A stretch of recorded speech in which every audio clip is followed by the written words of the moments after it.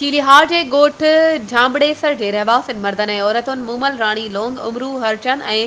जुमो भील ऐं ॿियनि चीलिहार press club ते एहतिजाजी मुज़ाहिरो कंदे इल्ज़ाम हणंदे चयो आहे त इलाइक़े जे बासर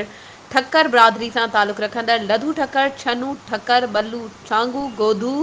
ठक्कर, भमरू भील ऐं ॿियनि असांजी माइटाणी क़दीमी सरबे ज़मीन ते हथियारनि जे ज़ोर ते ज़बरदस्ती कब्ज़ो करे ॿनी बहिलाए असांजो पोखियल फसल खणी विया आहिनि ऐं बचियल फसल पिणु कब्ज़े हेठि वठी छॾियो आहे। असांखे मुसलसल मोतमार धमकियूं बि ॾेई रहिया आहिनि।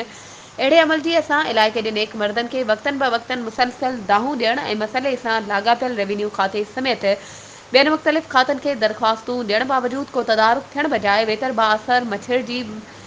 ॿाहिरियां हथियारबंद घुराए असांजे अचण वञण जा लंघ बंदि करे असांखे हिरासां करे रहिया आहिनि। असां वज़ीर आला सिंध सैयद मुराद अली शाह समेत रेवेन्यू जे वसवारनि इख्तियारियुनि खां मुतालबो था करियूं त बासरनि ख़िलाफ़ कानूनी कार्रवाई करे असांखे तहफ़ुज़ फ़राहम कयो वञे। वधीक ख़बरुनि ऐं अपडेट्स जे लाइ असांजे चैनल खे सब्सक्राइब कयो ऐं हा बेल आइकन खे प्रेस करणु न विसारिजो त जीअं असांजी हर नई अचण वारी वीडियो तव्हां ताईं पहुचे।